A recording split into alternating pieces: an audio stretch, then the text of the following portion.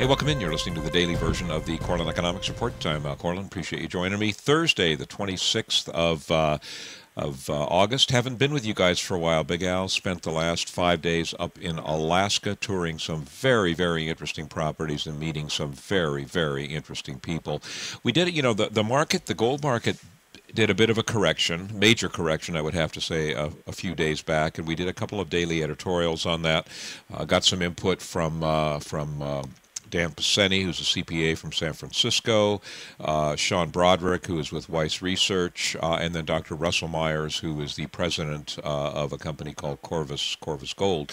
And all of these folks, are right at the top of my list in terms of experts when it comes to precious metals trends.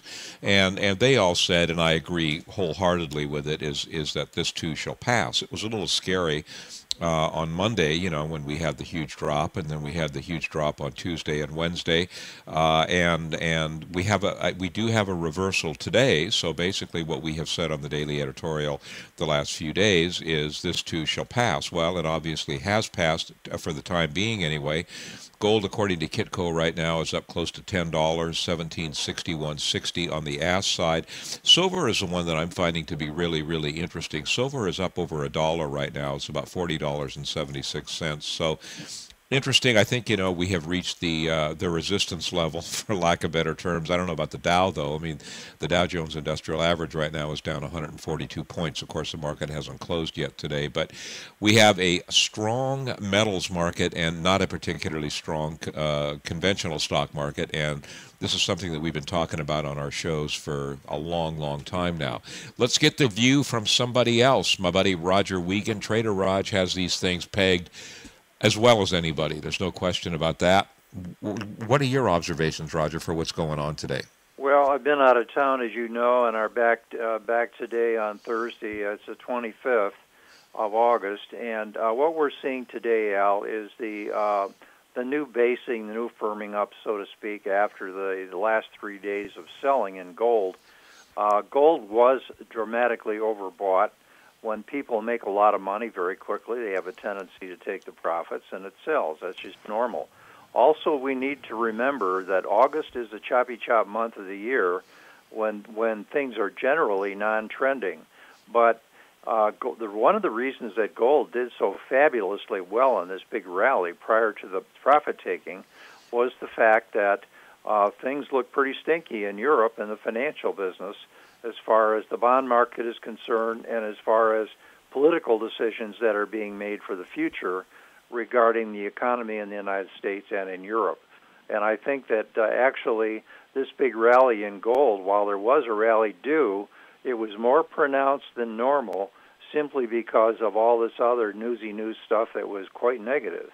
Consequently, on the fear and security situation, the Swiss franc blew off the charts. It just scared everybody. It went so high. So did gold and silver. But the ABC standard correction in gold now appears to be over.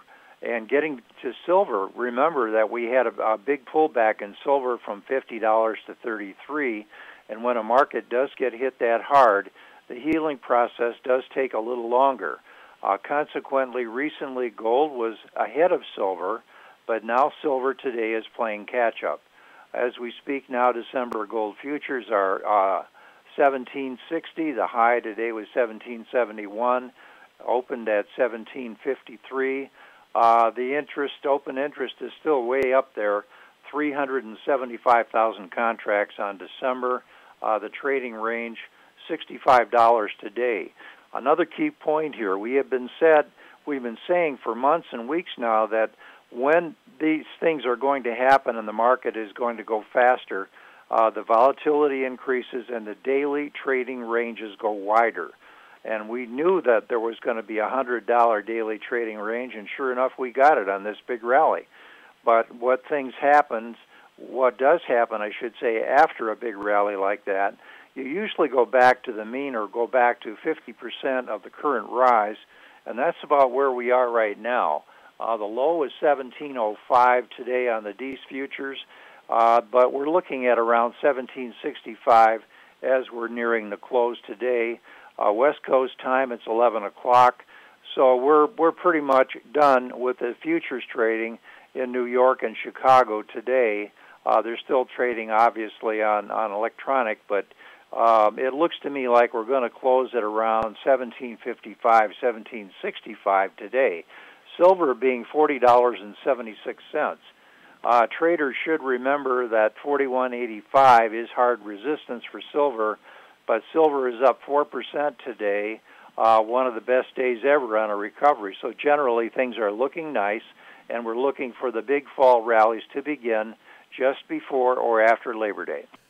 Okay, Raj, thank you very much. Listen, I want to correct a mistake I made at the beginning. It is not the 26th, it's the 25th. I still feel like I'm on an airplane flying back from Fairbanks.